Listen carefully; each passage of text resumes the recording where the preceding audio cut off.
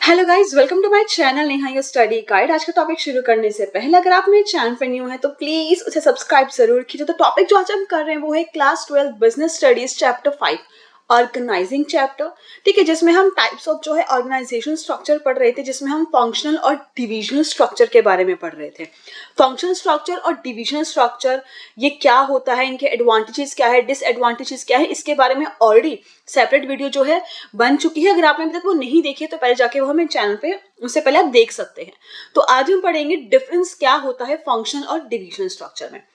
हमने guys function structure में क्या पढ़ा था कि फंक्शनल स्ट्रक्चर में क्या होता है कि फंक्शन के बेसिस पे जो है डिपार्टमेंट्स डिवाइड होते हैं। कि कंपनी जो है एक प्रोडक्ट बना रही है, ठीक है, कोई भी एक प्रोडक्ट बना रही है company.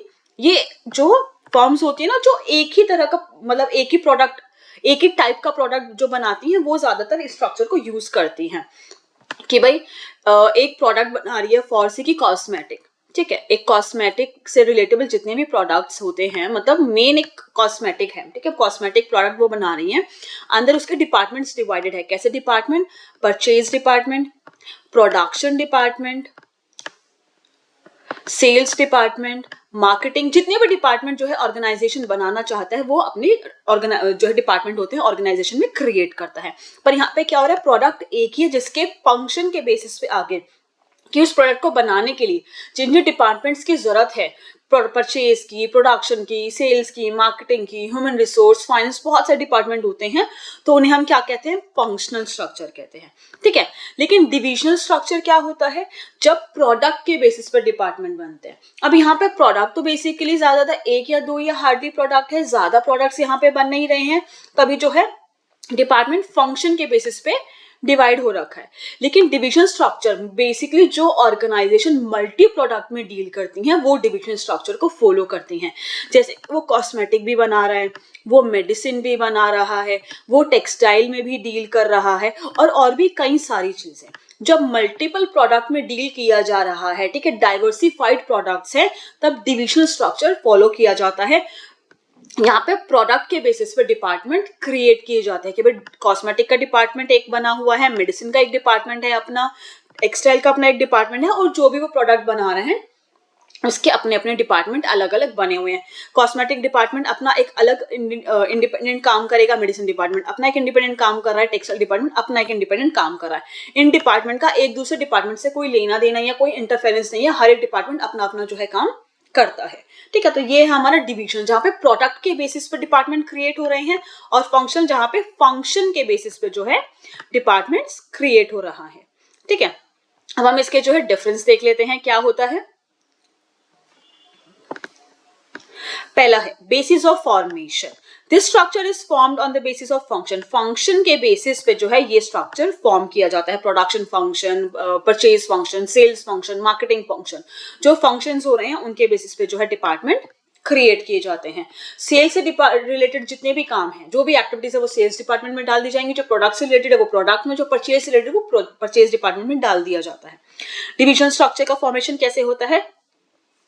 This structure is formed on the basis of product. Product के बेसिस पर डिविजन स्ट्रक्चर का फॉर्मेशन होता है, मतलब प्रोडक्ट के बेसिस पर डिपार्टमेंट क्रिएट किए जाते हैं। Cosmetic department, textile department, medicine department, ठीक है, जो भी प्रोडक्ट में डील कर रहा है उससे रिलेटेबल डिपार्टमेंट क्रिएट हो रहा है प्रोडक्ट के बेसिस पे। नेक्स्ट आता है accountability and responsibility. Difficult to make accountable as departments are interdependent. यहाँ पे जो डिपार्टमेंट होते हैं, जैसे कि कोई भी एक कंपनी है, वो एक ए प्रोडक्ट बना रही है, एग्जांपल लेके चले कि वो एक ए प्रोडक्ट बना रही है, ठीक है। अब उसमें परचेज डिपार्टमेंट है, उसमें प्रोडक्शन डिपार्टमेंट है, ठीक है, उसमें सेल्स डिपार्टमेंट है, उसमें मार्केटिंग डिपार्टमेंट है, ठीक है, और ये सारे डिपार्टमेंट एक दूसरे से इंटर रिलेटेड होते हैं, एक दूसरे पे इंटरडिपेंडेंट होते हैं। जैसे कि अब प्रोडक्शन डिपार्टमेंट परचेज डिपार्टमेंट में डिपेंड होता है। क्यों? क्योंकि प्रोडक्शन डिपार्टमेंट के लिए जो रॉ मटेरियल चाहिए वो तो परचेज डिपार्टमेंट ही अरेंज करके देगा। अब सेल्स डिपार्टमेंट भी प्रोडक्शन डिपार्टमेंट में डिपेंड होता है। क्यों? जब तक ये प्रोडक्शन करके नहीं देगा तब तक सेल्स नहीं होगी। ठीक है, तो यहाँ पे क्या हो रहा है, डिपार्टमेंट इंटरडिपेंडेंट है। तो अकाउंटेबल मतलब कि एग्जैक्टली किसकी गलती है, किसकी मिस्टेक की वजह से या किसके गलत जो है काम करने की वजह से जो ऑर्गेनाइजेशन का जो ऑब्जेक्टिव था अकम्प्लिश नहीं हुआ, अचीव नहीं हुआ। तो यहाँ पे ये फाइंड आउट करना मुश्किल हो जाता है क्योंकि सारी ऑर्गेनाइजेशन एक दूसरे से डिपेंडेंट है, ठीक है, इंटरडिपेंडेंट है, एक दूसरे पे इंटर रिलेटेड है, ठीक है। तो कहीं ना कहीं कौन अकाउंटेबल है, किसकी वजह से ऑर्गेनाइजेशन के ऑब्जेक्टिव अकम्प्लिश नहीं हुए, अचीव नहीं हुए, वो फाइंड आउट करना थोड़ा सा मुश्किल हो जाता है। लेकिन अगर डिविजनल स्ट्रक्चर की बात करें, easy to fix accountability as departments work independently, लेकिन यहाँ पे अकाउंटेबिलिटी जो है फाइंड आउट करना बहुत इजी हो जाता है क्योंकि यहाँ पे डिपार्टमेंट किसके बेसिस पे है, प्रोडक्ट के बेसिस पे। कॉस्मेटिक डिपार्टमेंट है, ठीक है, मेडिसिन डिपार्टमेंट है, या फिर और भी कई सारे डिपार्टमेंट है, ठीक है। अब एग्जैक्टली कॉस्मेटिक की वजह से सेल्स अच्छी नहीं आई है, मेडिसिन की वजह से किसकी ज्यादा सेल्स अच्छी थी, किससे ज्यादा अच्छा प्रोडक्शन किया, यहाँ पे क्या पता चल रहा है एग्जैक्टली हमें यहाँ फाइंड आउट सॉरी गाइज, यहाँ पे हमें इजीली फाइंड आउट करने में थोड़ा इजी रहेगा कि एग्जैक्टली किस डिपार्टमेंट की वजह से ऑर्गेनाइजेशन के गोल पूरे नहीं हुए। जो एक एग्जांपल लेके चलते कि उन्होंने सेल्स का एक टारगेट रखा था, उनका जो एक ऑब्जेक्टिव था, उन्होंने सेल का प्रॉफिट का एक टारगेट रखा था, ठीक है। अब वो चेक करेगा कि कॉस्मेटिक से कितना सेल आया, कितना प्रॉफिट, कितना सेल किया है, कितना प्रॉफिट आया है, मेडिसिन से कितना आया है, टेक्सटाइल अगर उनका एक डिपार्टमेंट है तो टेक्सटाइल से कितना है, और भी कई सारे डिपार्टमेंट। तो यहाँ पे एग्जैक्टली पता चल जाएगा ना कि किसने कम सेल किया, किसने कम प्रॉफिट कमाया, किसकी वजह से हमारा गोल, हमारा जो ऑब्जेक्टिव है पूरा नहीं हो पाया, बिकॉज ऑफ द डिपार्टमेंट, क्योंकि यहाँ प्रोडक्ट के बेसिस पे डिपार्टमेंट डिवाइडेड किए गए हैं, ठीक है। तो यहाँ पे अकाउंटेबिलिटी चेक करना कि एग्जैक्टली किसकी वजह से ऑब्जेक्टिव्स अचीव नहीं हुए, ये फाइंड आउट करना थोड़ा इजी हो जाता है। नेक्स्ट आता है economy cost. It is economical, यहाँ पे कॉस्ट ज्यादा नहीं है, यहाँ पे हार्डली एक या दो ही प्रोडक्ट जो है ऑर्गेनाइजेशन बना रहा है, ठीक है। उसके अंदर यहाँ पे फंक्शन के बेसिस पे डिपार्टमेंट डिवाइड्स है, ठीक है। तो यहाँ पे ज्यादा कॉस्ट नहीं लगती है। लेकिन अगर हम लोग डिविजन स्ट्रक्चर की बात करें, it is not very economical because all the resources are required in different department. हर एक डिपार्टमेंट, जितने डिपार्टमेंट, ए डिपार्टमेंट है, बी डिपार्टमेंट है, सी डिपार्टमेंट है, मतलब कॉस्मेटिक है, मेडिसिन है, टेक्सटाइल है, ऐसे करके ए बी सी डी बहुत सारे डिपार्टमेंट है, बहुत सारे प्रोडक्ट जो है ऑर्गेनाइजेशन बना रहा है। अब हर एक डिपार्टमेंट को, फॉर कि ये कॉस्मेटिक डिपार्टमेंट है, ठीक है, तो ये भी मेडिसिन डिपार्टमेंट है, हर डिपार्टमेंट को सभी रिसोर्सेज की जरूरत पड़ेगी, तो मतलब ज्यादा फंड्स की जरूरत पड़ेगी, ठीक है, ज्यादा रिसोर्सेज अरेंज करने पड़ेंगे। अब चाहे वो उनको लैंड देने, जगह देनी पड़ेगी उनको काम करने के लिए, उस डिपार्टमेंट को, ठीक है, उन्हें एम्प्लॉयज भी देने पड़ेंगे काम करने के लिए, एम्प्लॉयज की सैलरी भी लगेगी, मशीन्स की भी जरूरत पड़ेगी, ठीक है, फाइनेंस, पैसे की भी जरूरत पड़ेगी, जिससे रॉ मटेरियल खरीदा जाएगा, सैलरी पे की जाएगी, बहुत सारे खर्चे होते हैं, बहुत सारे एक्सपेंडिचर होते हैं। ऐसे ही बी को भी जरूरत पड़ेगी, ऐसे ही सी को भी जरूरत पड़ेगी, ऐसे ही डी को भी जरूरत पड़ेगी। तो यहाँ पे रिसोर्सेज ज्यादा लग रहे हैं, हर एक डिपार्टमेंट को अपने अपने रिसोर्सेज चाहिए काम करने के लिए। तो यहाँ पे जितने ज्यादा डिपार्टमेंट उतने ज्यादा रिसोर्सेज की जरूरत पड़ेगी, तो कहीं ना कहीं कॉस्ट ज्यादा आएगी ही आएगी, ठीक है। तो फंक्शन स्ट्रक्चर तो इकोनॉमिकल है क्योंकि ज्यादा प्रोडक्ट यहाँ पे बन नहीं रहा है, तो ज्यादा रिसोर्सेज की भी जरूरत नहीं है।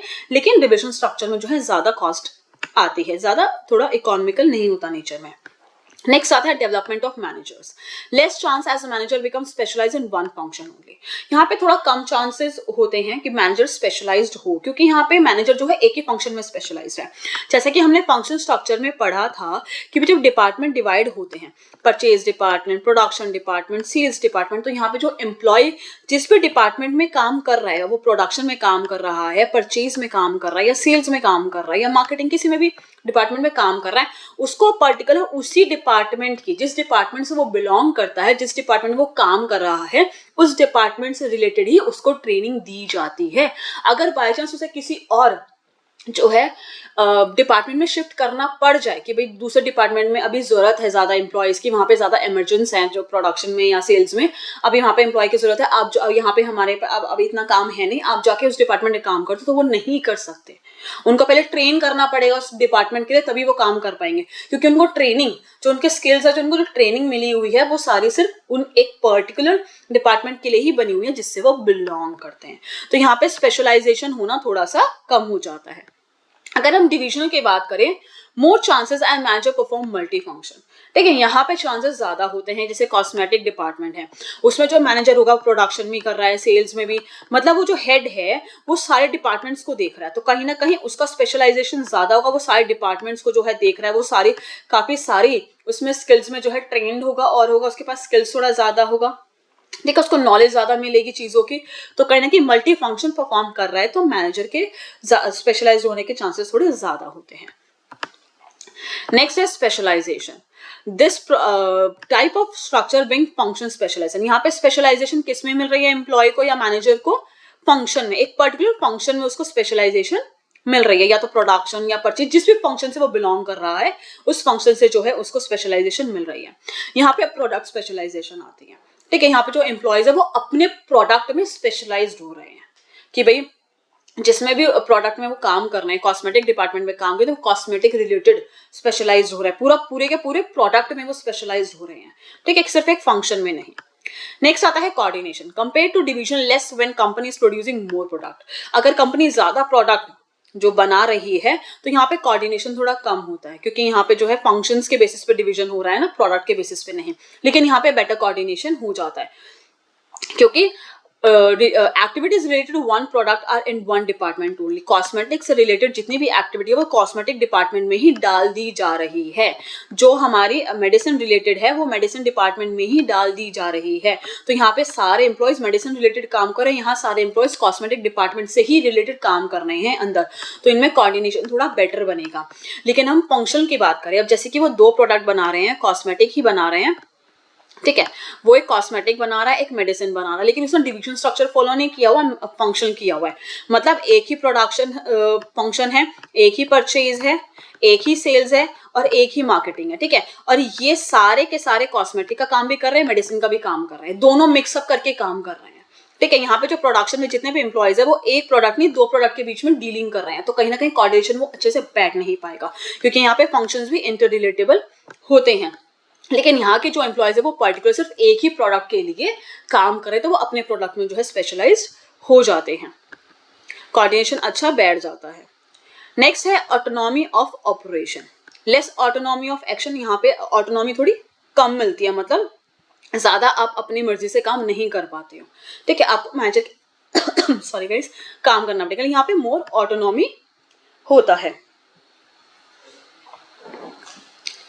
एक गाइस इसमें लास्ट यहाँ पे एक और जो है हमारा डिफरेंस है, दैट इज सूटेबल। सूटेबल मतलब कि किस तरह की ऑर्गेनाइजेशन के लिए ये स्ट्रक्चर जो है सूटेबल है। अगर हम लोग फंक्शन की बात करें तो मतलब हर टाइप की जितनी भी टाइप की ऑर्गेनाइजेशंस हैं वो जो है इस स्ट्रक्चर को फॉलो कर सकती हैं।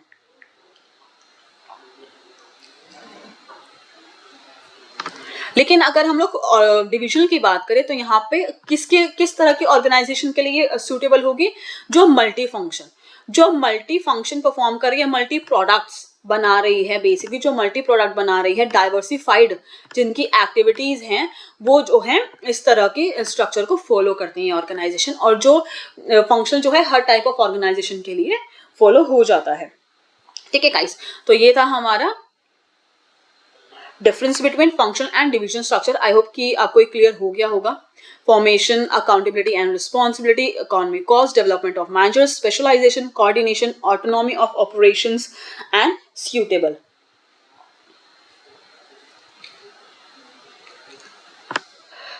गाइज अगर आपको कोई भी डाउट हो तो जो है मुझसे कमेंट सेक्शन में पूछ सकते हैं। अगर आपको मेरी वीडियो पसंद है तो प्लीज लाइक जरूर कीजिएगा, शेयर कीजिएगा। अगर अब देख मेरे चैनल को सब्सक्राइब नहीं किया तो प्लीज इसे सब्सक्राइब जरूर कीजिएगा।